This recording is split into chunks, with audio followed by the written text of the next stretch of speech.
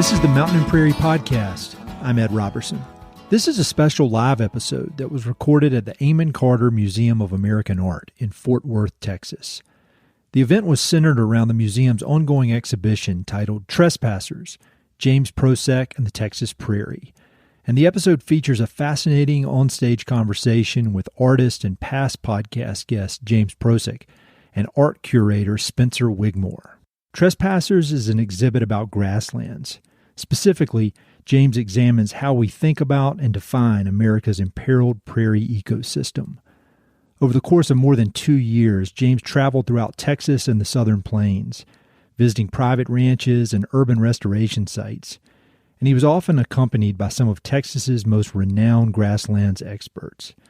He investigates ideas around how our man-made boundaries and concepts attempt to define grasslands, and how grasslands often do not conform to our desires to control them.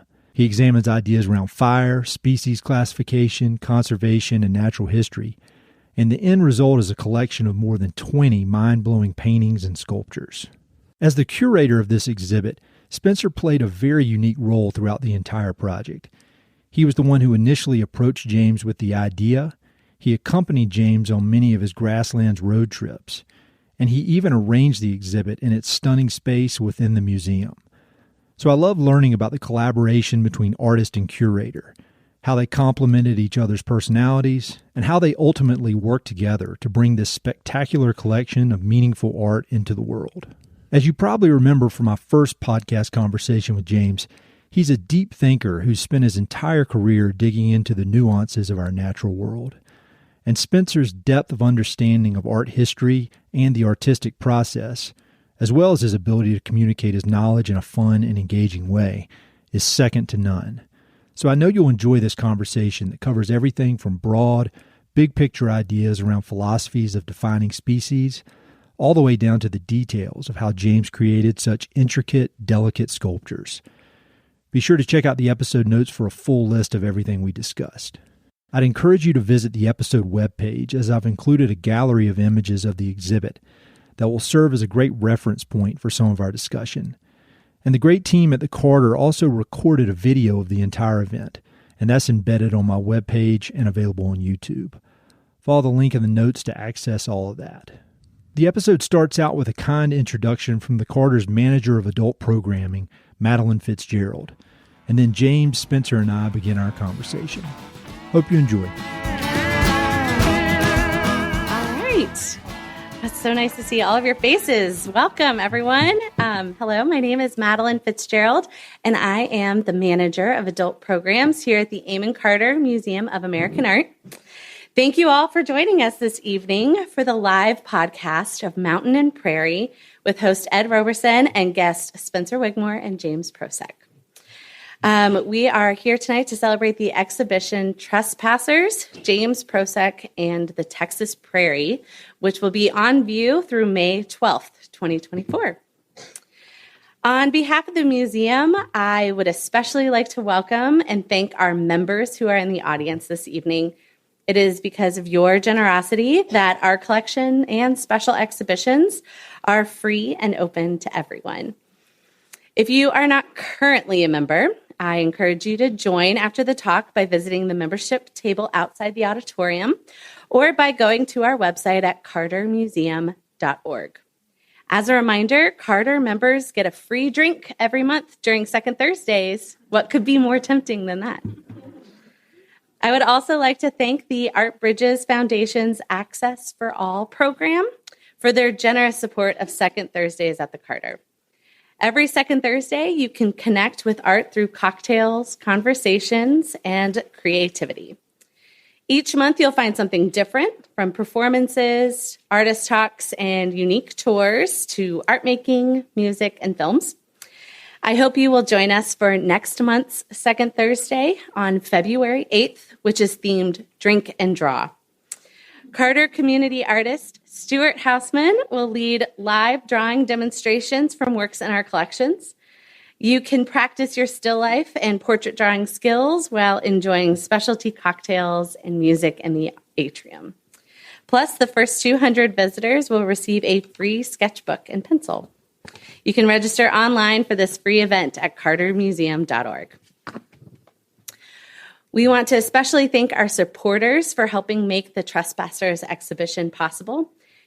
Kim and Glenn Darden, the Richard P. Garmany Fund at the Hartford Foundation for Public Giving, Jones Wajahat family, and Fernando Urito.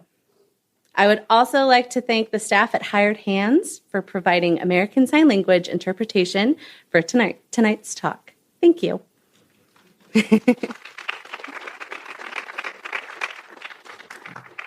As a reminder, if you haven't already, please take this moment to turn off your cell phones and any other electronic devices that you may have on you. Thank you. I have the great pleasure of introducing our speakers this evening.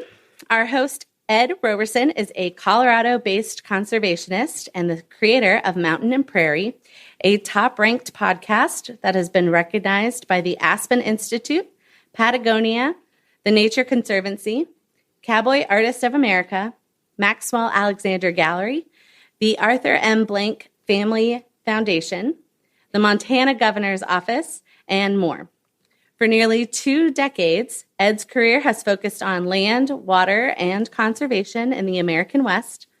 He worked as conservation director at Palmer Land Conservancy, a ranch broker throughout the Intermountain West, and a board member and advisor to numerous Colorado conservation organizations. He holds a BA in economics and an MBA from Wake Forest University. Joining Ed in conversation this evening are Spencer Wigmore and James Prosek. Spencer Wigmore is curator of fine art collections at the Minnesota Historical Society in St. Paul, Minnesota. Before starting this role in the fall of 2023, he was the associate curator of painting, sculpture, and works on paper here at the Carter, where he curated nearly a dozen exhibitions, including Trespassers, James Prosek, and the Texas Prairie. He is the co-author of the Carter Handbook and the editor of a forthcoming multi-author volume on the fraught legacy of Charles M. Russell. He earned his PhD in art history at the University of Delaware and is currently revising a book on the landscape painter Albert Bierstadt. James Prosek is an artist, writer, naturalist, and Yale graduate who published his first book at 19 years of age. Prosek's work has been shown at numerous museums and galleries, including the Royal Academy of Arts in London, the Virginia Museum of Fine Arts in Richmond, Virginia, the Asia Society of Hong Kong Center, and the Smithsonian American Art Museum, among other institutions, with solo exhibitions at the Aldrich Contemporary Art Museum in Ridgefield, Connecticut, the Addison Gallery of American Art, the Philadelphia Museum of Art, the New Britain Museum of American Art, the Buffalo Bill Center of the West, the Yale University Art Gallery, and the National Academy of Sciences in Washington, D.C., among many others. Prosek is the author of over a dozen books and has written for the New York Times and National Geographic magazine. In 2003, he won a Peabody Award for his documentary about traveling through England in the footsteps of Isaac Walton, the 17th century author of The Complete Angler. He co-founded a conservation initiative called World Trout in 2004 with Yvonne Chenard, the owner of Patagonia Clothing Company, which has given $4 million to over 200 fish conservation groups. Immediately following their conversation, we will transition into a Q&A with all of you. I have a microphone that we will allow for your questions to be heard in the recording of the talk, which will be uploaded to the Mountain and Prairie podcast and the Carter's YouTube channel in the coming weeks. Please join me in welcoming Mountain and Prairie.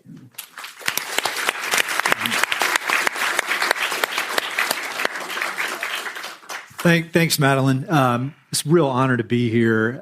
Whenever I hear resumes like these two guys, I'm always just like, how did I end up here with all these super smart people? But when I started the podcast nearly 8 years ago, it was really just kind of a side project to talk about subjects that interested me, but probably more important, the people that were behind these subjects that interested me. And it started out with a real focus on conservation.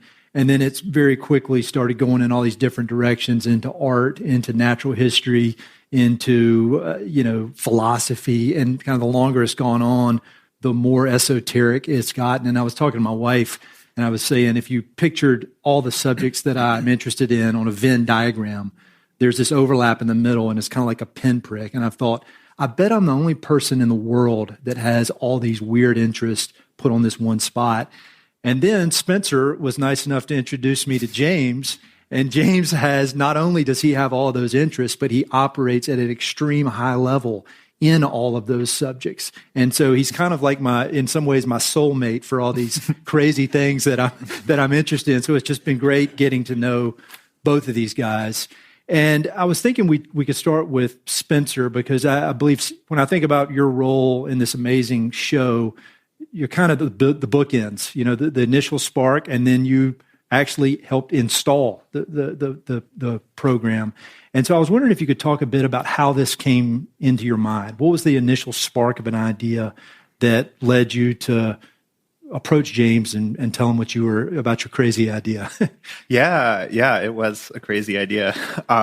Really, I think it's kind of two threads that came together in this wonderful serendipitous way where it was maybe the spring of 2019, my colleague Maggie Adler had been in touch with James about borrowing a picture to display in our collection galleries as a loan. And I was helping with the logistics of this and just got chatting with James. And there was just this shared wavelength. The two of us, really from the start, hit it off. He had this sensibility and attentiveness to the natural world that really resonated. And I immediately was like, I want to work with this guy. What can I do here at the Carter that can make this happen? And often when working with contemporary artists, the Carter is really invested in exploring Texas history and culture. And I knew, that was the angle I wanted to find with James. And I was thinking about ideas, and I had this flashback to my childhood where I grew up in a suburb of Minneapolis, Minnesota, Elk River. And I was fortunate to have a summer job working with this local conservationist, Dave Anderson, who did small-scale prairie restorations on city properties. And the thing about these restorations is that they are in really mundane, boring spaces on some level. It's a median on the road. It's a corner around a parking lot. It's an industrial lot. And I fell in love with prairies in these mundane spaces that just didn't fit my conceptualization of what was natural, what was wild.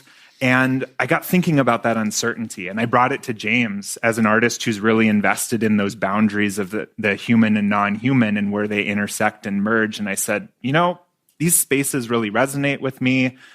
There's this amazing grassland conservation world in Texas that I'm just learning about. Would you want to explore it with me? And it just blossomed from there into a really extraordinary 3-year journey of working really closely with him to shape this project. And so, James, what was your initial thought being a guy from the Northeast, and somebody comes to you and says, I want you to dive deep into Texas grasslands? Because when you find a subject that you want to learn about, you go very deep. So what was that first conversation like from your memory? Well, I think I said, heck yeah. And then, it didn't really matter to me that I knew nothing about grass, because, but after the first trip we took, Spencer set up, and Maggie, I think, helped too. Thank you, Maggie. Some appointments with ranch managers, conservationists, ranch owners, people who are experts in restoration, landscape architects, and people from all different fields. And we met in different, mostly restoration sites outside of Austin and San Antonio. And grass to me was the stuff that grew in the highway medians, along I-95 in Connecticut or on your lawn. But these people were this was like grass enthusiasm that I never, heard of before. And I realized that there's something really amazing about the Texans' relationship with grass. Sure. And as I, came to do more research and met more people, Matt White, his name will come up probably again and again. He actually recommended I read the first 100 pages of Robert Caro's, the first volume of I made it about 100 pages in. I want to keep reading the biography of Lyndon Johnson, and describes the the country that the Johnson family settled in the hill country, and how they were seduced by the grass because there was this beautiful tall grass, prairie grass, and they thought, oh, we can plow it and grow crops. They didn't know that they get very little rainfall, and this grass had adapted to live in very harsh conditions west of the 100th meridian. It's almost, qualifies as a desert, I guess. But so they suppressed fire, which was an essential part of, maintaining grasslands. There's so many directions. I mean, I could just I don't know how to keep me focused, but they did a couple things wrong. I mean, according to Caro and other people, they suppressed fire, which was one of the essential forces that kept the grasslands open.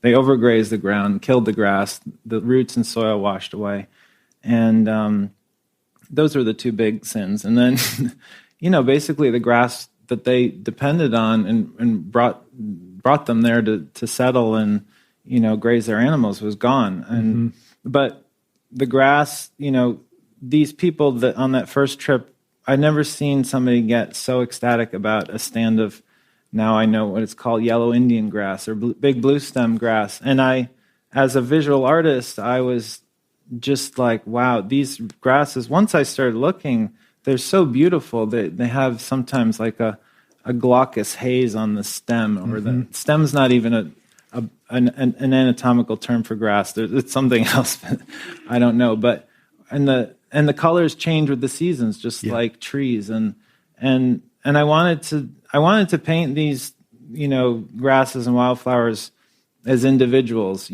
Take one piece of big blue stem out, paint it on a piece of paper. So I started painting them, and I realized some of them are really big. They're like 8 feet tall. So I was like, I'm going to need to join a couple pieces of paper together. So the grasses started to cross the boundaries between the pieces of paper.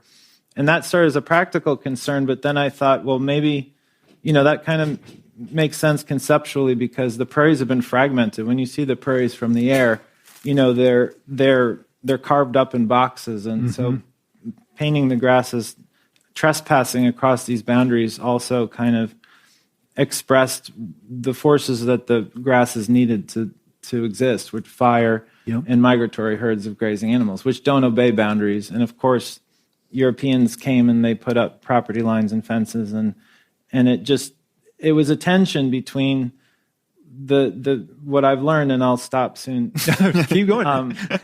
What I've learned and really become obsessed with, and this is part of my obsessive compulsive maybe issues, but are that fire, the human use of fire, is an extraordinarily important part of North American history. And supposedly, and I'll read from what I've been learning, even in New England, the indigenous people burned the land a lot. And they did that in part to create more grassland habitat, to obviously more habitat for grazing animals means you inflate the population of grazing animals. So they were essentially farming elk, deer, and bison. But so there were a lot of things that attracted me within the first couple of days to grasses and prairies. And because I do have an interest in my previous work in boundaries and lines that humans draw in the landscape, that could be the lines between things when we name things in nature, take an interconnected natural world and carve it up, or physical boundaries like walls and fences. But so I don't know if I answered your question. No, that definitely answers the question. And when we were talking on the phone, or I guess we had a Zoom call a while back, and you mentioned something that I thought was fascinating, where you said that grasslands in North America, you think of them almost like the pyramids in Egypt. Well, can you talk more about that? Because I keep thinking about that over and over. This kind of came out of a conversation with Matt, because we've been talking a lot about grasses over the last couple of years. That I should read. Maybe I should read a quote from Please. This crazy guy, Stephen Pine, who's like the North American fire historian, wrote a book called Fire in America, and it's a slog, but if you get interested in fire, it's kind of interesting. Fire and grass are genetically associated. This was written in the 1980s, and this narrative about the importance of fire has not caught on. I don't know if it's because people grew up with Smokey the Bear. Fires are bad, but fire was everything, and a huge. Just don't know where to start. But fire and grass are genetically associated, taken in its broadest meanings to include plains, prairies, barrens, savannas, and wetlands. Grasslands were probably the dominant cover type in North America at the time of European discovery, except for the high plains where the short grass expanses were more or less determined by climate. Nearly all these grasslands were created by man, the product of deliberate routine firing.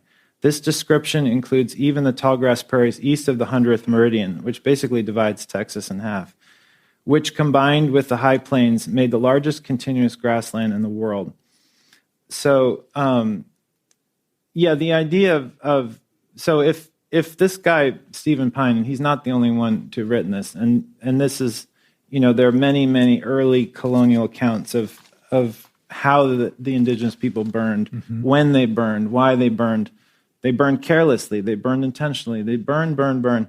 That if this is true, that they accelerated a natural process. The grasses evolved with lightning that made fires, but maybe lightning would burn an area every 15, 20 years. But they accelerated that pace annually, maybe possibly even more frequently. But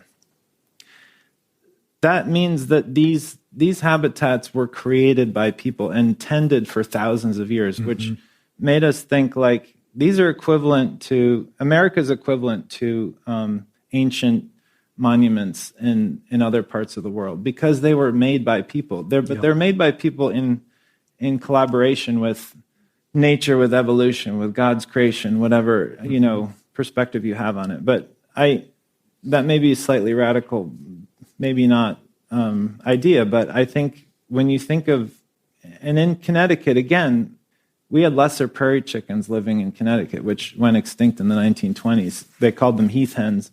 The last ones went extinct in 1920 in Martha's Vineyard. But I went in the herbaria specimens at the Peabody Museum of Natural History at Yale, and I was looking in the 1860s, 1880s, 1890s. There are pressed specimens from my county, Fairfield County in Connecticut, of big blue stem, little blue stem, switchgrass, Indian grass, Indian paintbrush, which there was one in the rare plant records last year in Connecticut. They found one blooming individual left in Connecticut. That was a very common species back then. And I'm an artist who obviously has an interest in ecology, but that's a serious shift. And the forest that the Europeans saw was mostly because disease was spread so early by the earliest settlers in let's say the early 1600s, that by the time the majority of the Europeans came by the 1750s, the forest had already grown back. So half of New England could have been a grassland, maybe more. Obviously, it was mixed forest and grassland, but I forget what the question was. Sorry. Yeah, they're about the purest. No, that's great. And I'll tell you, James, we did another podcast episode, and it could have easily been 4 or 5 hours, and I would have just been completely zoned in. Everything he says I love it. One question I do have about the actual work is your process, because I noticed when I was walking around this morning, some of the pieces, when I'm thinking about the watercolors, were produced at your studio at home. Some were produced here in Texas. And so I'd love to hear more about the actual process of painting. Like, were you doing it on site? I also heard a rumor that you're a night owl and that you like to paint very, very late into the night. And so could you just talk a bit about your process? Yeah. A lot of the paintings were made, I do kind of get into really making close observations of particular places. And a lot of the works in this show are definitely site-specific.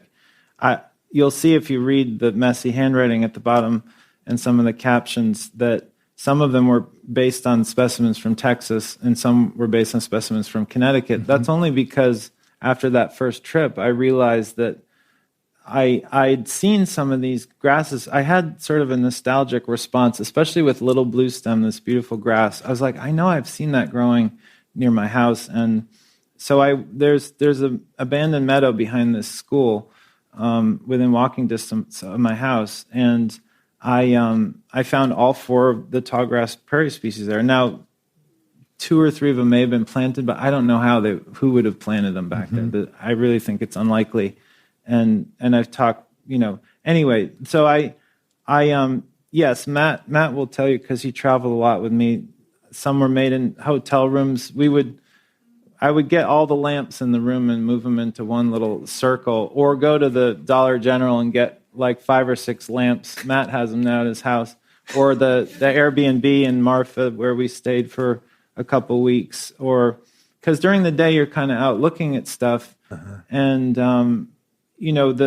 for me, one of the big things that's come out of the drawing all those grasses are really looking closely at the shadows that they cast on the paper. So the shadows tell you that somebody plucked this grass and put it on a surface. So it's not growing in its environment. It's already been kind of manipulated by a human somehow.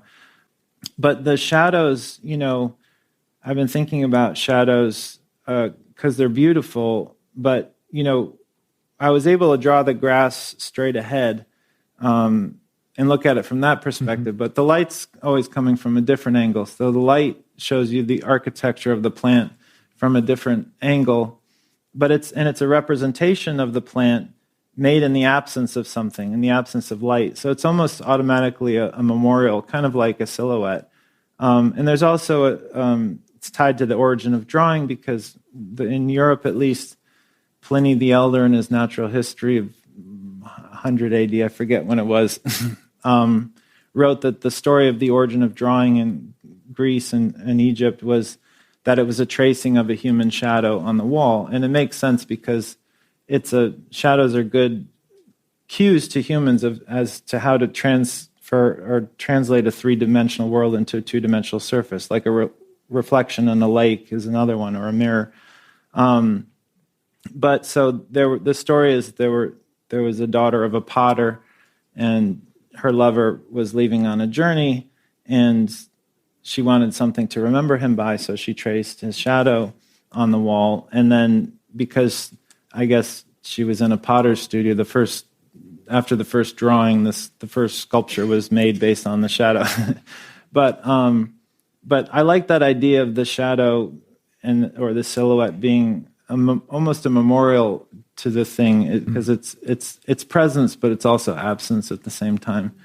But so the works were made. A lot of them were made. Some were made during the day. Some were made at night. And because the grasses, flowers, we know are they bloom. They're very ephemeral. They last for a short amount of time. They go away. You pluck some of these flowers. We'd be walking around for an hour.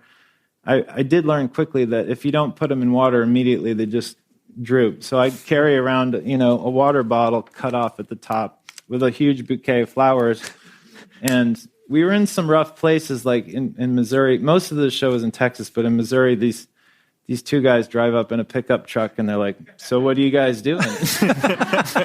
And I'm carrying this huge bouquet of flowers, and I'm like, "I'm painting flowers, and my friend's an expert in remnant prairies, and then they look in the car, they see Matt. We traveled with part of his large family. He's got 4 daughters and a wife. So at that point, there were 2 daughters and a wife in the back, and they're looking in the car. They're like, They're just trying to figure out what's going on.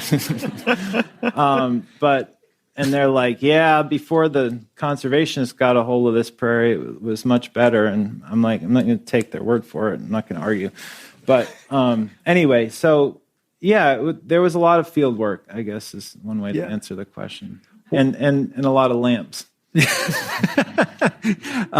And Spencer, one of the things that's become clear from talking to both of you is that this what we see installed now was really the result of a collaboration between both of you guys, and you spent so much time on the road together and traveling all over. And so, Spencer, I'd love to hear more about kind of the role that you played in kind of I know there can be kind of almost like push and pull in the best possible way between the curator and the artist. And so, Spencer, could you just talk a bit about, from your perspective, some of the road trips you went on and kind of how you helped James kind of come up with this final product that we've seen up there that's so beautiful? Yeah, I'm still finding seed and plant fragments in the trunk of my car. In your car. It's been years.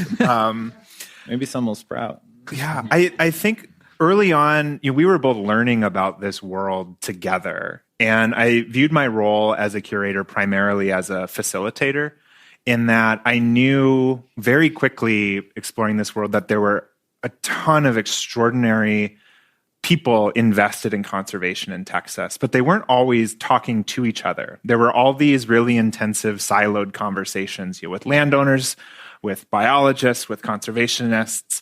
And I wanted to think about how to give James an interdisciplinary perspective on what it was that he was doing. Like, I wanted to do what I could to ensure that when we were out in the field, there might be 3 or 4 people with different perspectives that could be kind of talking about and sharing their insights and perspectives on what's here, in the hope that those conversations might also have an afterlife of their own. And I think what's been interesting about those collaborations as they've taken place is like how consistent James's vision for what this project has been, even as the subjects that we're working with have evolved over time. Like, to give a brief example, when I started this project, I'm really interested as a historian in what it means when we create a boundary around a concept like nature and say all of these things outside of it are not natural. And James's work is about the fiction of those boundaries and how there's this porousness. And I was interested in expressing that through the stories of the fraught history of, say, invasive grasses in Texas, and the complicated history of grazing, and the idea of introducing restorations into prairies and urban spaces, for instance.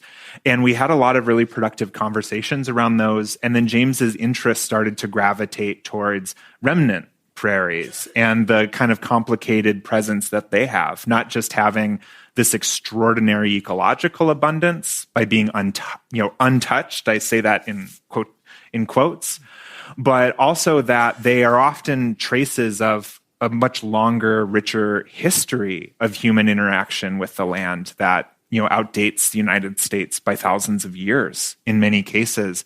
But throughout that, James is always just so laser focused on looking for these boundaries as they're surfacing, and looking for ways that through his art he can kind of transgress or complicate or work with those.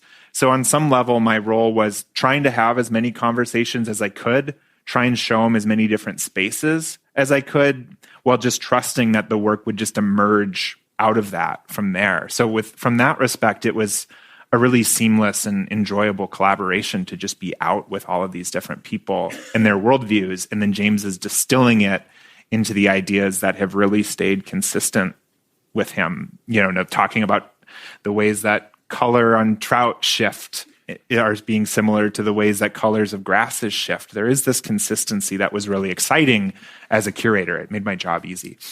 Well, Spencer, I think I'm grateful to him for introducing me to grass, because he grew up in Minnesota. I think that was part of his nostalgic consciousness too. And but he also helped coordinate, especially in the first year, a lot of relationships with people in Texas who own land or knew things, and through different avenues, we met, but Spencer really had already helped build a network for me that was a starting point. And so I'm really grateful for that. One specific piece, we could spend an hour on each one of those pieces, but one that caught my eye was the Fort Worth composition number 1. And that one, in a lot of ways, from my untrained eye, I'm sitting up here with 2 experts, but all the other work up there is very, based on the natural world. And that one has more human elements than natural elements. And I'd love to hear more about that piece and what the inspiration behind that was. You want me to talk? Yeah. Or both of you. I don't want to call out people by name necessarily, because they may not want to be called out by name, but I'll say his first name at some point. But I was, this project started in Fort Worth, and then I happen to know somebody through my relationship with Yale and the museums at Yale, who spent a lot of time in Fort Worth, grew up in Fort Worth, and also is involved with the, for lack of a better word, the cowboy culture of Fort Worth and the ranching culture. And Ed was very generous also in showing me his land and stuff. And talking about, there are just so many people who've come from different directions and taught me things about this world of the human relationship to grass, which is thousands of years old. And the other authors have called humans pyrophytes. We're fire-dependent animals, and a lot of the grasses we cultivated are fire-dependent also. A lot of the grains and the animals we domesticated are fire-dependent because they depend on fire to maintain the grasslands. So the ranching culture, this Fort Worth composition piece has a bunch of silhouettes of cowboys and different images associated with cowboy culture. Sure. Guns, lariats, spurs, and there's a painting of a longhorn cow in the middle, or bull. I'm not sure I even know the difference. I know the difference, but so I felt like, because and I was told by educated that Fort Worth is where the West begins. That's what makes it different than Dallas. And so I wanted, because this show's in Fort Worth, I wanted to comment on that culture, which it really, I think, started dependent on grass. And it's the only piece in the show, I think, that has human figures, but it's facing the largest piece in the show, which is a composition of silhouettes of all the different animals that have lived in the prairie. And there's 17 that are painted in color, ones that, to me, communicated special stories. And I still haven't been to the rodeo, but I'm planning to go in the next couple of weeks. But I just was aware that this culture existed and that it was an important part of Fort Worth and an important part of the history of grasslands. And it just kind of happened, but nothing really beyond that. There were no really deep thoughts about it. It was just kind of, I just want to make a picture with cowboys. Yeah, there it is, right there. It's fun. It could be seen as controversial, or but I didn't mean it to be that way. I love that. And another very obvious piece when you walk in that will, when the show leaves, it will leave, is the mural. And I think people who are familiar with your work know about how you'll label with numbers, these black and white silhouettes. But for people who are not familiar with that, could you talk about why you do that, why you do the numbers, but then there's silhouettes? No key. Yeah. Well, I'm attracted to silhouettes because, the earliest drawings we know are basically outlines of animals and things on rock walls. I think humans have been drawing for a long, long, long time, longer than we have evidence of. And I'm really interested in that history. I think, and I won't get into it too deeply, but that, humans were following passive marks left by animals for a long time, tracking animals because then they could catch up to them and kill them. And at a certain point, they're like, oh, these marks carry a lot of useful information. Maybe we can, instead of just making them passively by walking in the mud or the snow, we can make them intentionally. And somebody probably had a hand covered in blood and they went, oog, on the wall. And, that's the first drawing. I mean, to me, the first mark made with intent, and then look at it and reflect on that and be like, that handprint was made by my grandfather.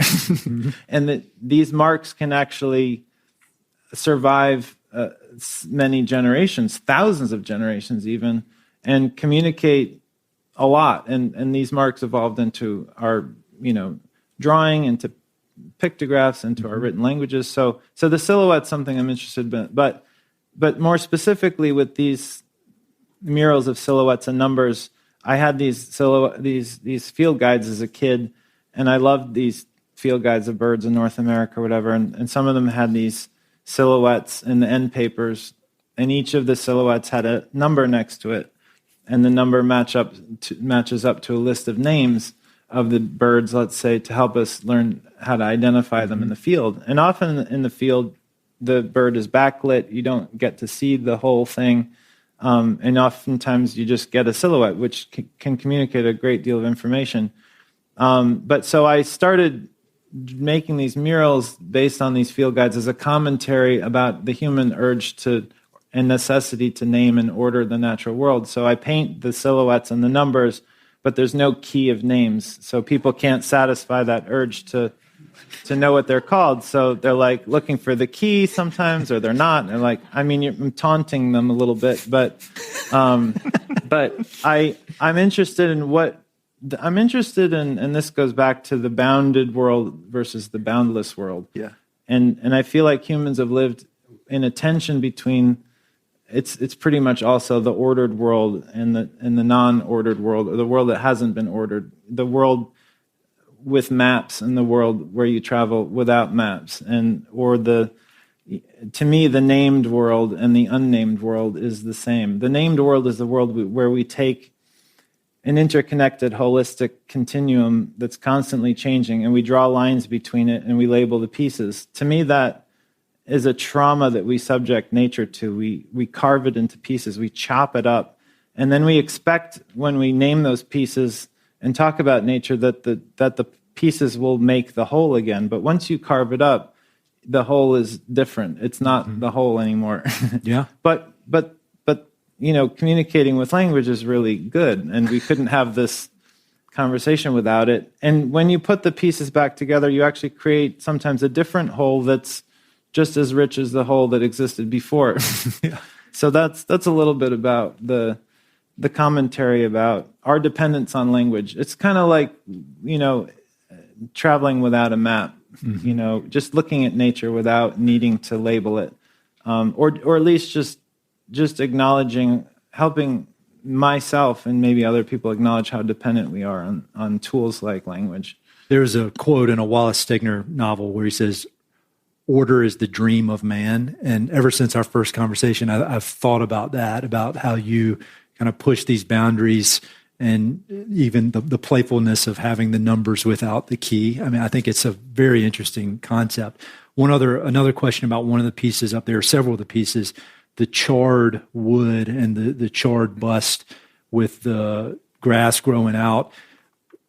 It's interesting to me that everything we're talking about, the grasslands and with fire, it's things come and go. They grow and then they die and then they go into the ground and then they're reborn over and over.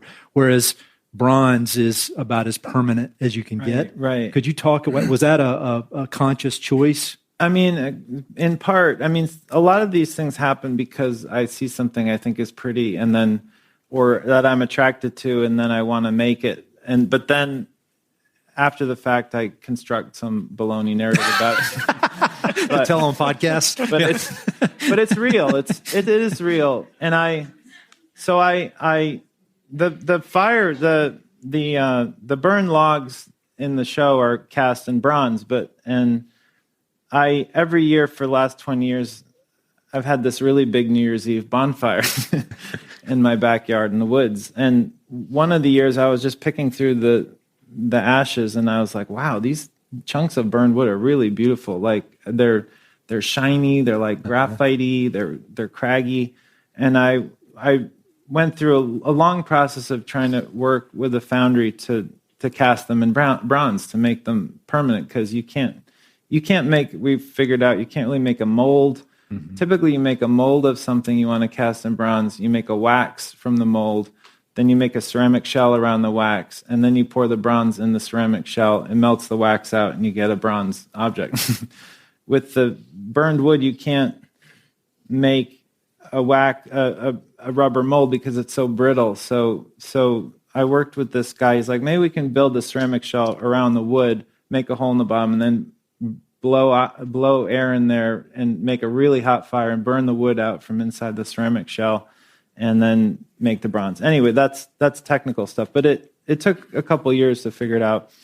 This show gave me an opportunity to show these burned logs, because fire was something I wanted to talk about as a force that's necessary on the prairies. But yes, and the flowers are made of clay. Both of them, as you said, and we talked about this, Spencer and I have talked about this, they're very ephemeral. Flowers bloom for a couple of days and then they stop flowering. So you're making the impermanent permanent. And that's, again, another thing that humans do. By creating order, we create a world that we think we can depend on. I call it the myth of order, because it's not most of the orders we rely on are fabricated by us. And by making the impermanent permanent, we create this illusion that permanence exists, and it helps us with our mortality.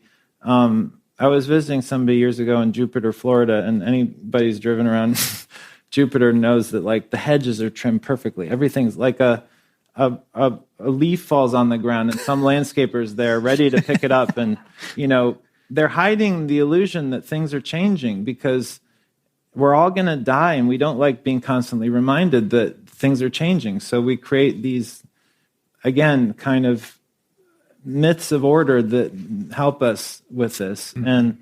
And so I wanted to make pretty flowers in burn logs because I thought they looked good together. But that's sort of part of the idea behind it. I really do love these plants. I don't know where that comes from. E.O. Wilson called it biophilia, but part of the adoration is manifested in trying to create a version of it, not duplicate it, but even as a kid when I was painting fish, I loved these trout so much. I cannot describe the feeling. I can't resurrect it now. I'm a different person, but drawing them helped me. Drawing was a way that I, was able to work out my emotions about them or something. Sure. Making a representation of something. When we talked a lot about that in our first podcast episode about how particularly drawing trout, helped James to really have a deep understanding. So I'm not trying to endlessly plug my podcast, but it's really great to hear James talk about that. This is a very, very basic question, but I'm curious about it. And talk about making the clay flowers that are coming out, because when I was looking this morning, I even broke out my reading glasses because these things have to be real. They look so real. And artists have to keep their secrets. Yeah. You could tell us a completely wrong story. I will say that about probably 15 years ago, I wanted to make these sort of taxidermy displays of hybrid creatures. So I'd make like a taxidermied fox with a wing on it and like a flying fox, but it was sleeping by the moss, and I wanted to have some native plants, things that look like native plants growing out of them. I did some research trying to, there are companies that make things for museums and stuff, and none of them really looked that good. I wasn't that happy with them. Even places like the Buffalo Bill Center of the West, they have like fake plants, and the Peabody Museum at Yale has really good ones. The American Museum of Natural History, some were made of silk, some were. But how do you fix something like a flower in a? So it's a longer story, but I met this woman from Thailand who there's sort of a pretty robust hobby there, and maybe other parts of Southeast Asia, where people make these mostly tropical orchids and stuff out of a clay, and they use this clay called Luna clay that's made in Japan. You can knead the color into it, oil paint, and then put it through a pasta maker to flatten it out, cut out the forms, kind of. But I met this woman who I saw some like tropical orchids she made in the Adirondacks. I mean, it's a long story. I sought her out, and she every couple of years she visits her sister, who's also from Thailand, but married to a guy from upstate New York. And so I started visiting and learning how to make them from her. And so it's when I first saw her make like a lady slipper orchid or something, I was like, it was like God was making the thing, like the parts she laid out. I'm telling you, like it's an interesting process. There's a little alchemy in it. The end result is sometimes stunning. even you actually using plant material, like the grass in the show has not all of it's clay. Sure. Some of it's also, but it's not like a freeze-dried plant or something. It's beautiful. But I'm not saying they're good. But I'm giving some credit. I'm trying to give some credit to this woman who helped me kind of learn how to make them. But it's anyway. We'll have there'll be time after this. If you haven't gone up, you need to go take a very close look at those. Don't trip and fall on them, though. That wouldn't be good. Spencer, one question for you. You obviously had this spark of an idea, and then you and James went along this journey to have what we have upstairs. And what's been the biggest surprise for you? I mean, I know it was this idea of let's let James do his thing here, but I'm sure there was some vision, even if it was a very broad one, in your head about what the end result would be. And I'm curious if there were any big surprises along the way, either during the process or with the final result. Yeah, I think one thing that I had hoped for and just paid off just in such an extraordinary way was just the generosity of expertise from the people that we were working with. I knew a couple people that I could ask. A lot of it was looking at university websites and finding a biologist whose research looked cool and sending an email. And everyone was just so quick to embrace the concept of this project, to embrace the idea of working with James, to bring them into their homes and in spaces that they really treasure as theirs, that have deep family histories. And it was something I was uncertain of because when we think of Texas and we think of conservation, we think of private property and that no trespassing sign that can be a very dangerous line often. And we were able to kind of have the privilege of crossing that and experiencing some really special things. And I think watching this project evolve as well within the gallery and when we're thinking about the work has been, seeing the concept as I envisioned it initially kind of turn into something that feels both really familiar and totally new has been really unique. Because I knew we had some ideas early on for watercolors and things, but the ideas such as the mural and the sculptures were things that just kind of, not to use the pun, I'm going to use, but flowered up in the midst of all of this were really unique and unexpected and surprising, but also were just expressions of these ideas that James has been thinking about for such a long time. Like I said before, there's a real clarity of vision to what he's doing and the way he investigates and reworks these visual conventions that are so foundational to Euro-American art that they almost go unspoken. And you see James's work and it looks familiar. It looks like a botanical drawing. It looks like a Peterson Field guide. And you start spending time with it, and then the ground just sort of falls out beneath you. And you're realizing that you're looking at art that is totally at cross purposes with what you think it's supposed to be doing and making you question really fundamental assumptions. So on that level, I think James' work is almost fundamentally surprising because it's about dismantling, or not even dismantling, but seeing what happens when you step across those lines and step across those familiar boundaries that you rely on to navigate the world. I will quickly echo just the generosity of people who helped us and welcomed us onto their property or spent time with us. And I could call out a lot of names, but I won't right now. But there were lines, though, that Matt, on a couple of occasions, was like, I wouldn't cross that barbed wire fence if I was you. It's like, you see that house up there? I wanted to grab that milkweed plant, but he advised me not to. James, you strike me in all of our conversations. I mean, you're a deep learner. I thought I was curious, and you blow me out of the water with curiosity. And so when you learned all about grasslands, you finished the project, it is installed, but it strikes me that it's still very much of interest to you, and maybe you installed it, but you're still going with your journey of grasslands. What have you learned since you finished the project? But I think you're still coming down, you're still visiting, you're still learning. What's in your rattling away around from in your Texas? brain? I just love it here.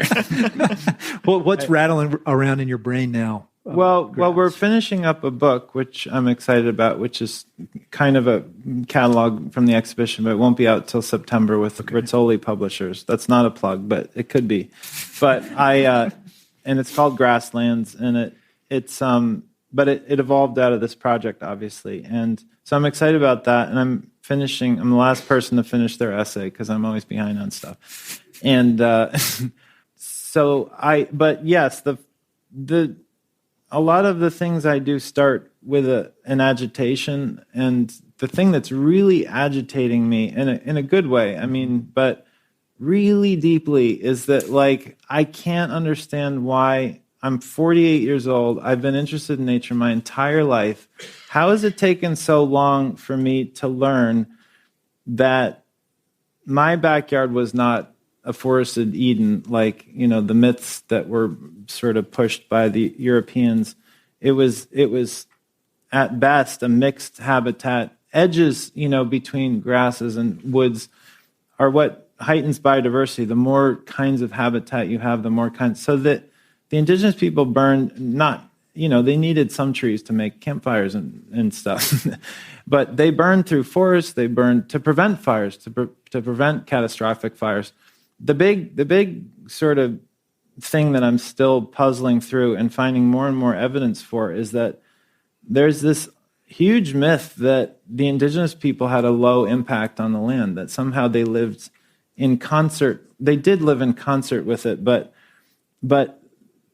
this burning thing they significantly changed the landscape for thousands of years. If you burn every year for thousands of years, you're going to change the evolution of plants, you're going to change the composition of the soil, you're going to change everything. And when the Europeans came, it's not a judgment, it's just what happened. They suppressed fire, a lightning struck, or they didn't burn it intentionally.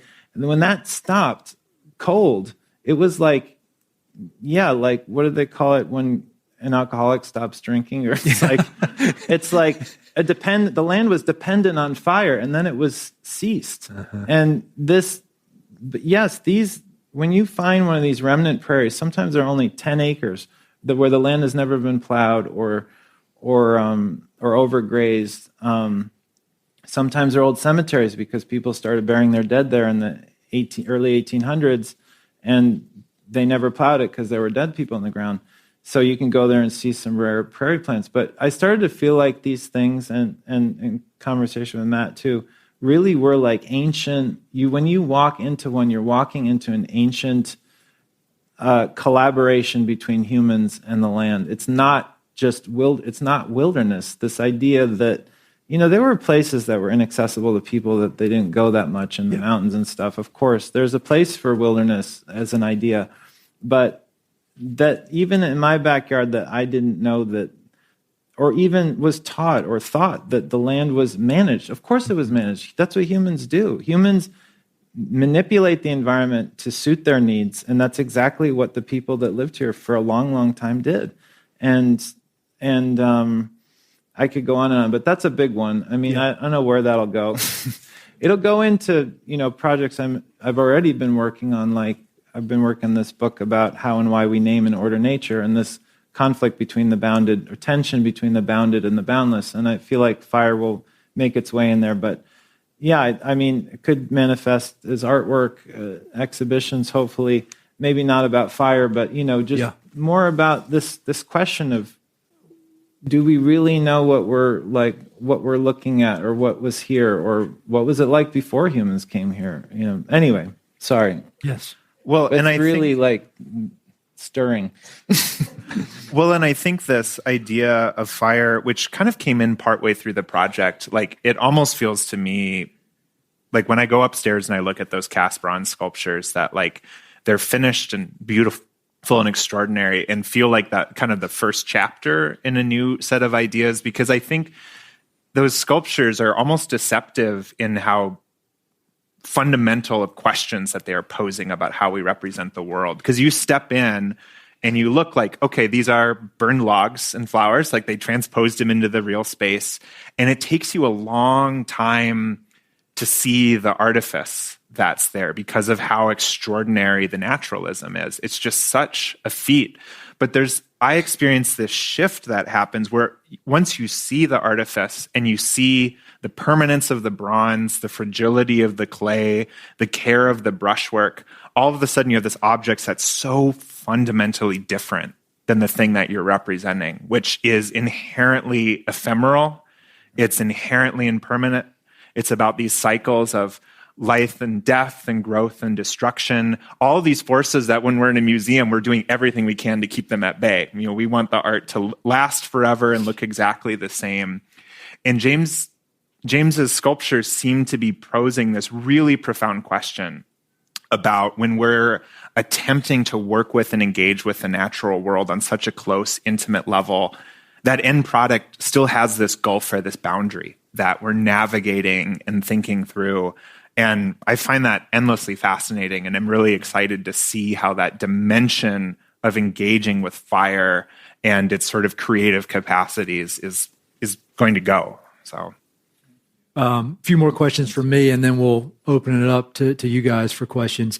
My background, even though I'm from Eastern North Carolina with this Eastern North Carolina accent, most of my career has been somewhat associated with Western lands conservation, a lot of grasslands conservation. And so you guys have been through this great process of digging deep into grasslands, and you've had the great pleasure of meeting with some of the foremost experts and conservation organizations, private land stewards. I feel like Texas is really the ground zero for some of the most innovative private land stewardship in the country, especially when it comes to grasslands.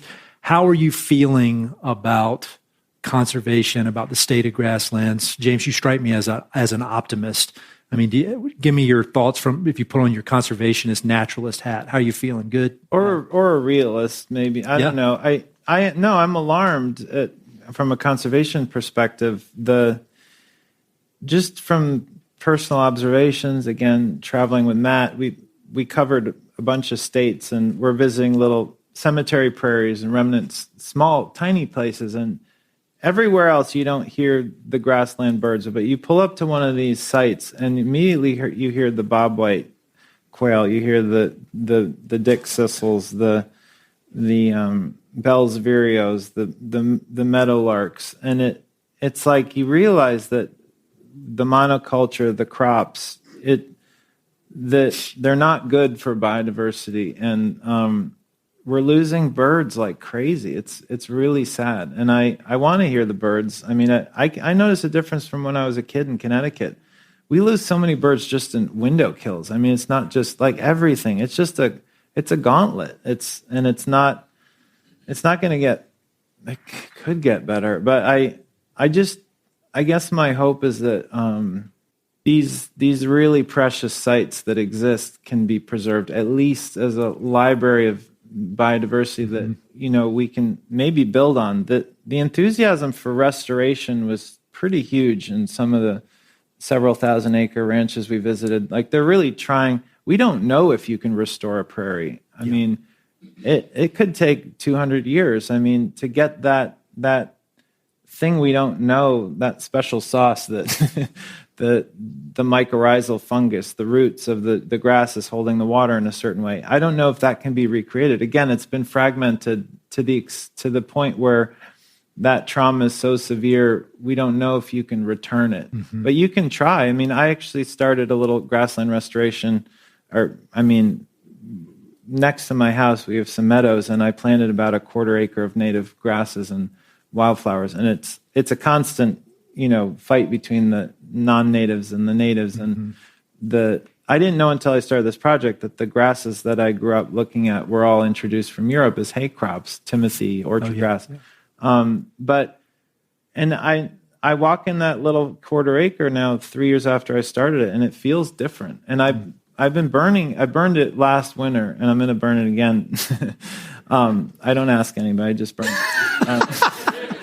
But, want me to edit that out? No, not at all. I mean, I grew up in the town where I live. I think the local volunteer firemen know me, so it's okay. I live in Easton, Connecticut. Come get me.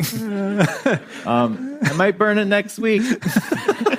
But I'm learning by doing that. I learned a lot by taking my propane tank and the torch and setting it on fire. I learned that the switchgrass went up really fast, and a little gust of wind came up, and I was afraid for about 2 seconds. I was like, "Ooh, this is getting out of hand."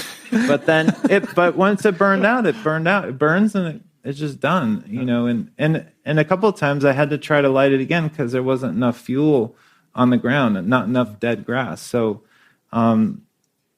anyway, I guess I try to be optimistic. I'm excited to continue to learn and to work with people who are doing great things. There's a lot of great things being done out there, and there's people in this room who are involved in incredibly important conservation work. And I think enough people care, and obviously bringing young people out in remnant prairies and showing them. I couldn't see, and I feel like I'm a pretty good observer. I couldn't see these landscapes until somebody took me out and showed me. I could have driven by these remnant prairies and had no idea what was there.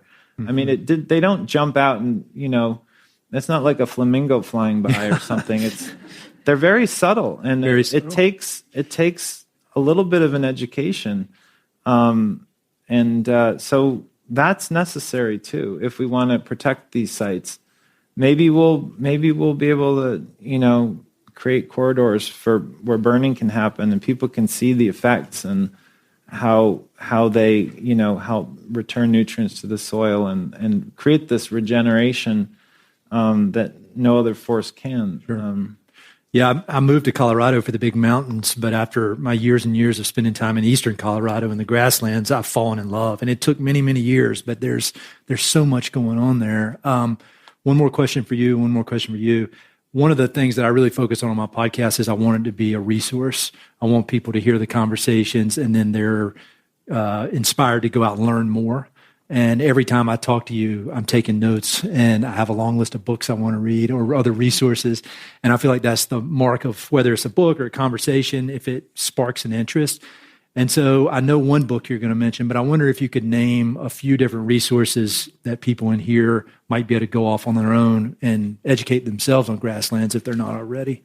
Well, I have to mention Matt White's book, Prairie Time, which is, Matt's a real Texan. He grew up in East Texas. It's about the Blackland prairies, which are not far from here. And so that's called Prairie Time. It's a really, really good book. And I read it before I met Matt. And then I met him, and I was like, "Oh, I read your book," and that was sort of a connection. So, in terms of my sort of interest in this relationship between humans and fire, not the whole book, but "Changes in America" by William Cronin is a big one about just New England and how the landscape changed with the people who were there for thousands of years, and how it changed when Europeans came, and how that tension created very interesting changes. But he also, like Pine, is very clear that indigenous people managed the land in a certain kind of way, and the land that the Europeans encountered was a land that had been managed intensively. I'm not sure I'd recommend all these books as reading material, but Fire in America by Stephen Pine.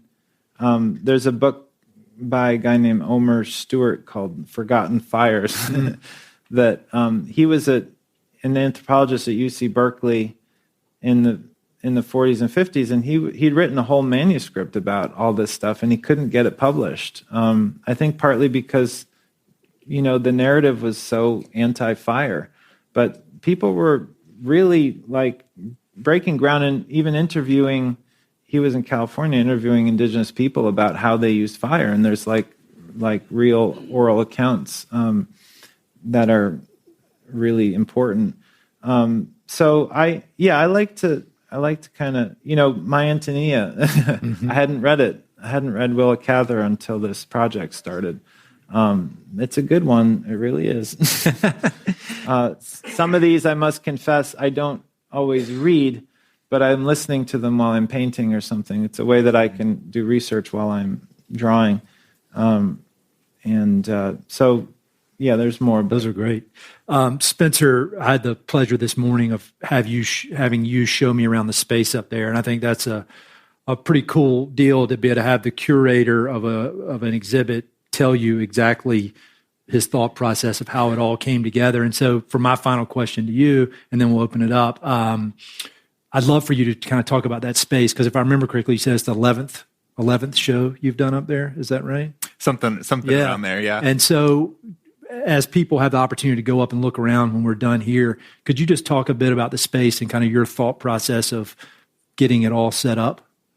Yeah, it's a really interesting gallery within the Carter's exhibition space in that it's the most intimate special exhibition space we have, which really creates an opportunity to have really close, intimate encounters with smaller groups. It's a great way to explore one idea really thoroughly and carefully. And with an artist like James, where you're going to be spending time being drawn into these subtle details, this kind of almost deceptive naturalism that's luring you in with something familiar and presenting you as something completely different, you need kind of that time and space to have these encounters with art that are really intense. And so a lot of the work, honestly, putting this together was, I'd say, akin to being an editor almost in some level, in that I think one of the most important things that you aspire to and probably never fully achieve in curatorial work is just really attending to the art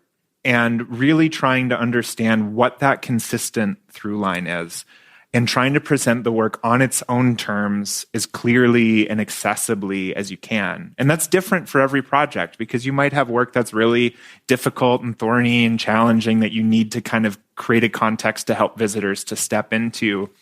And with James, the work was really accessible, and we had million ideas. There were really, I think, 10 or so potential avenues of different types of work, different possibilities for organizing the space. And really a lot of my role was saying, James, here's what I'm hearing as this through line that's surfacing again and again and again. And here are the kind of the three ways I think we can give some space and clarity to that. And it ended up really being bodies of work that look familiar from historical conventions, Peterson field guides, like such a fundamental way that we encounter nature, botanical specimen drawings, which we use to flip through and identify and say that's a type, and then just this pristine, meticulous naturalism that's manifest in the sculptures. Those were 3 dimensions out of the 10 or so that seemed consistently about upending a historic visual tradition. And that to me felt kind of like the core of the project from an art historical perspective, is thinking about how these spaces, these extraordinary prairies, these city medians in Elk River, Minnesota, that if you really care for them and spend time with them and become attentive to them, can just shatter a lot of the categories and conceptions that we have of what nature is. And it just kind of proceeded from there. James is a really great collaborator with a lot of curatorial experience himself.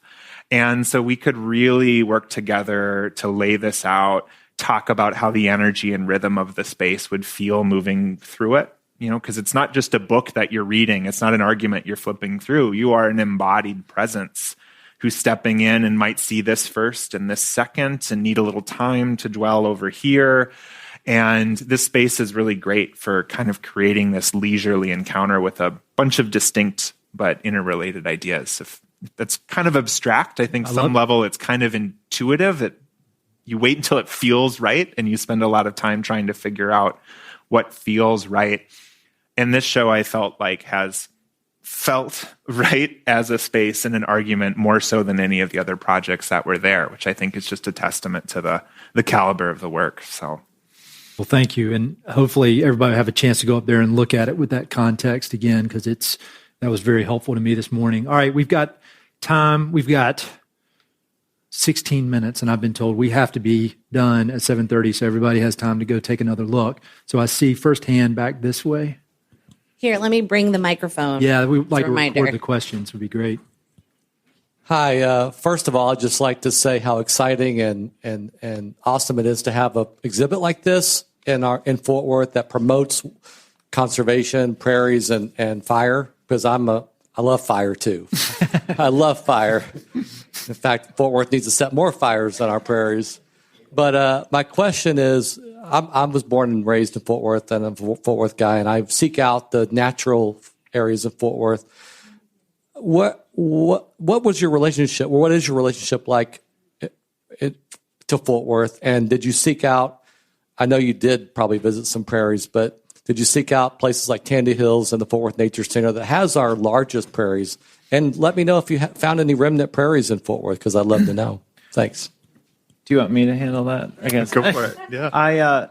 No, one of the first places that Matt took me to was Tandy Hills, and 2 years ago in April, and the prairie paintbrush Castanea purpurea was blooming. These bunches of like crazy magenta flowers. It looked like Candyland. If you ever played that board game as a kid, it's like it looked like lollipops sticking out of the ground.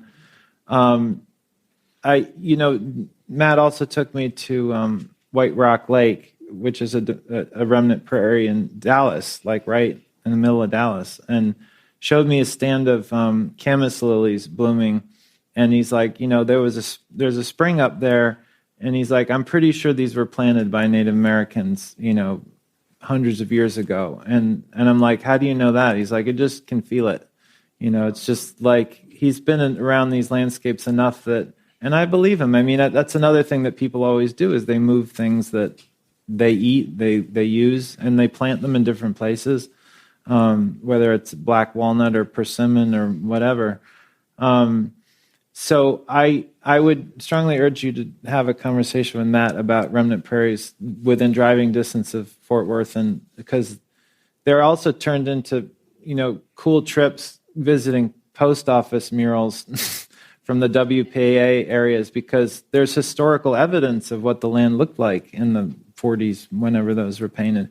So that was, I don't want to talk too much about Matt, but he's also a history teacher, so he carries that. And the layers of history that, when you drive around Texas or obviously there were all kinds of atrocities and settlements, and those layers of history are also mixed in with the land, and knowing some of those things helps you see, read what happened or what may have happened. But in terms of Fort Worth, I really like Fort Worth. I've grown to, you have three incredible museums within walking distance of each other. I happen to really like Western culture, so I like that twang of the West here. I like it. I don't know how else to describe it. And I still haven't been to the rodeo, so and I've only been to the stockyards once. But the landscape and there are some real like soil lines between like the Blackland Prairie and the I forget what they call the breaks or the different. You guys know better because you're from here, but the cross timbers, so there are, I'm about like, oh, there's no boundaries in nature, and Matt will be like, yeah, there really are some boundaries in nature. They're boundaries, yes, I know they're boundaries, but they're not boundaries. I'm different than a cat. I can't breed with a cat and create for a offspring. Yes, they're technically different, but really they're also integrated and interacting in an ecosystem. One of the friend of mine here, I'll call her Carla, took me to some remnant prairies outside of Houston, the coastal prairies, and we were with some people from the Nature Conservancy, this guy, Jaime Gonzalez, and he said something really interesting to me, which has been resonating ever since, which is that like even though the bison aren't here anymore roaming the prairies in massive herds as they had for however many thousands of years, their presence is still in the plants because the plants evolve with these creatures. So even though the bison's no longer there, there's sort of this genetic memory of the bison still in the living plants. So when you visit these remnant prairies, you're not only seeing plants, but you're sort of intuiting. I really feel like there's a presence in these places that you can't describe. I'm telling you this, this, but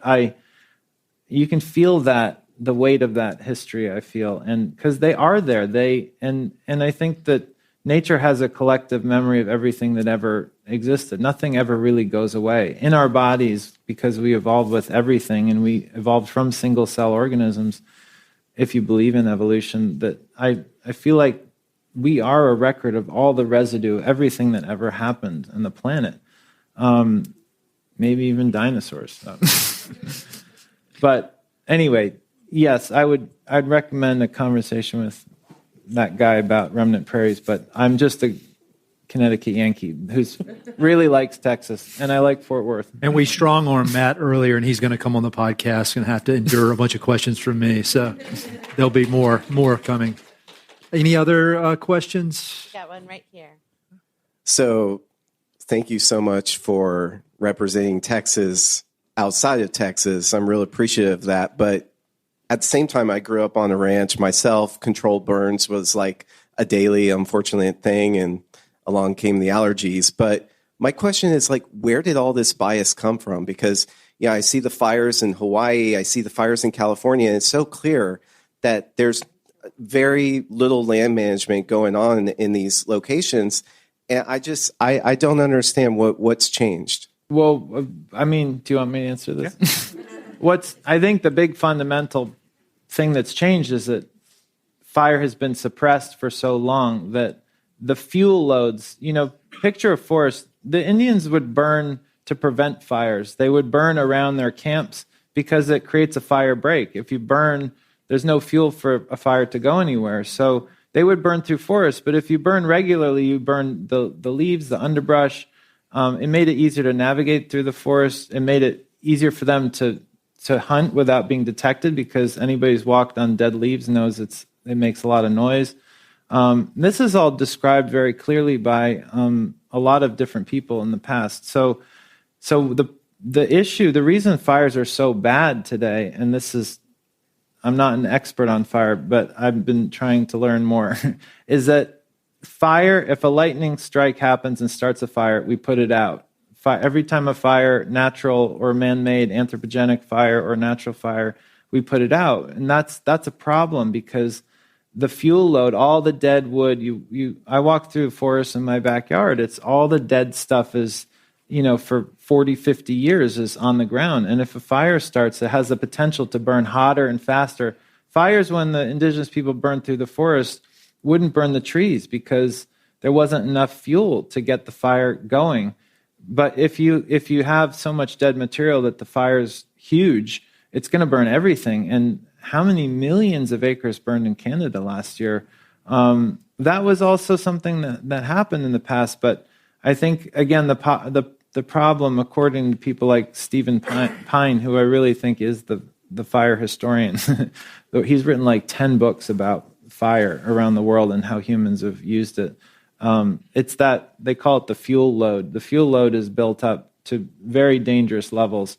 Houses are also part of that fuel load. Unfortunately, the nomadism and the way that people lived with fire had to be, not sedentary, because it was a life following migratory animals, and fires, can't be controlled when they get really big.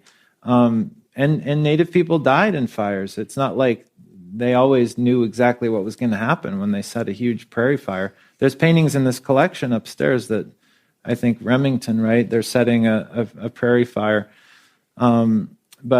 Anyway, I think that's one of the fundamental problems. There's a great book by Timothy Egan called that's a new book. Yeah, right. Big Burn, and it's about Theodore Roosevelt and Gifford Pinchot and their kind of the federal policy about suppressing fires in the early 1900s, and that kind of sets the stage. That's been very helpful for me. That book's getting a lot of attention, yeah. All right, we got one in the middle. Thanks for your work. Quick question. Significance of the Rio Grande Cutthroat Trout in the painting. Nice. And I was thinking in particular about its name, its technical name, and wondering whether there was some thread there. Yeah, well, there is. I mean, it's a little controversial, but I grew up, my first major obsession was trout. And my first book, which came out in 1996, was called Trout. And it was a book of paintings of watercolors of trout. When Matt was pretty adamant that we make a trip to West Texas, because he was like, Texas was a grassland state. The entire state was a grassland. It's only, it's Chihuahuan Desert, there's not a lot of rain, but, the landscape's changed because it was overgrazed and fires were suppressed. And now it's, creosote bush and cactuses and lechuguilla and which were there, but they've overtaken what was more probably a compositionally grass. Anyway, the Rio Grande, the Pecos River, and I think west of the Pecos is the Trans-Pecos. I'm not an expert, but I knew that there were trout native to the Rio Grande headwaters in New Mexico and stuff because is it Arizona or New Mexico? I think New Mexico, because I, been so obsessed with trout for so long. And I'd read that there were accounts of there having been native trout in West Texas in tributaries, upper mountain tributaries in the Davis Mountains of the Rio Grande, headwaters. So I thought slightly controversial. I'll paint the native Texas trout, which not everybody can agree existed, but based on the accounts that I've read, it definitely existed. I would say 150% there were native trout in Texas. And anybody who's been in those mountains knows that it's not like what everybody would think of what Texas looks like.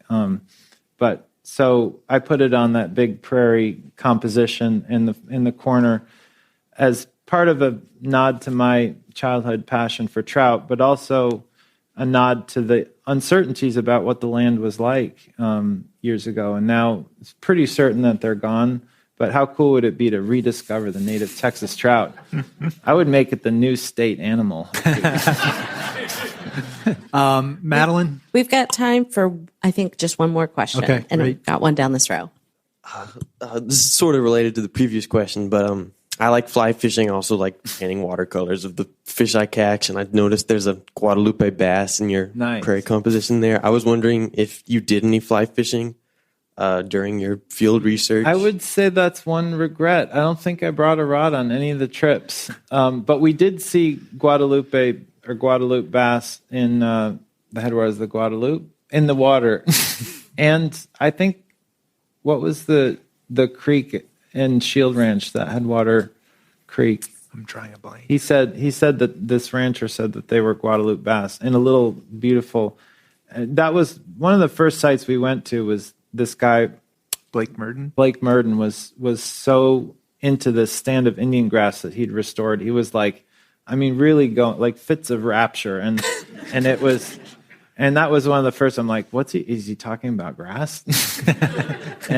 But about how the deep roots hold the water. And he said once they'd restored some grasses around the headwaters of this creek, the water filled up again in the creek, because without the roots holding the water back, I'm telling a lot of people things they know, but the water just runs off the land and isn't retained. So with the return of the water, it helped the Guadalupe bass. But I did talk about try to catch one, but that's one thing that hasn't happened. So hopefully leave something for a future trip.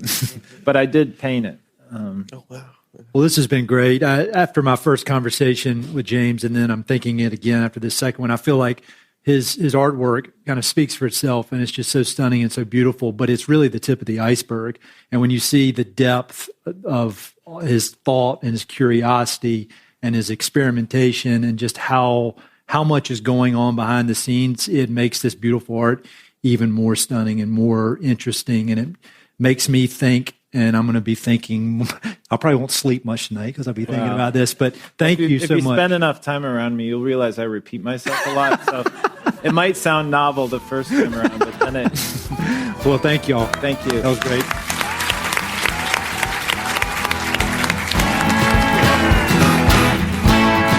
Hey, it's Ed again. Thanks so much for listening to the podcast. I know your time is valuable, so it means the world that you spend it listening. If you want to support the podcast and help it to continue to spread and grow, there are a few ways you can help. Number one, pass it along to a friend or share it on social media. Word of mouth recommendations are the most powerful way for ideas to spread, so I'd love it if you could share the podcast with a few pals who might enjoy it. Number two, you go to Apple Podcasts and give it a 5-star review. Good reviews encourage the Apple overlords to suggest the podcast to others. So there's a link in the notes if you'd be so kind as to give it 5 stars. Number 3, you can support the podcast financially via Patreon, and there are exclusive benefits for those who do, including a monthly behind-the-scenes newsletter, Mountain and Prairie stickers, live and recorded video chats with podcast guests, and much more. Number 4, I've also got 2 emails that I send out. The first is my weekly email called Good News from the American West, which I send out every Wednesday. It's only positive news, something we can all use a little more of these days. And my other email is my bi-monthly book recommendations email. One email every other month with 5, 6, 7, or 8 books that I've recently read and highly recommend. The thousands of people on both of these lists will vouch for me. No spam or other funny business. And number 5, finally, check out my online store for Mountain and Prairie stickers, shirts, and coffee mugs. I've got some really cool designs from Western artists with more on the way. So head to mountainandprairie.com/shop to check it all out. I'd love to connect with you. I'm on Instagram and LinkedIn, so look me up on either of those platforms by my name or through the links on my website. All right, that's it. Thanks so much for your support.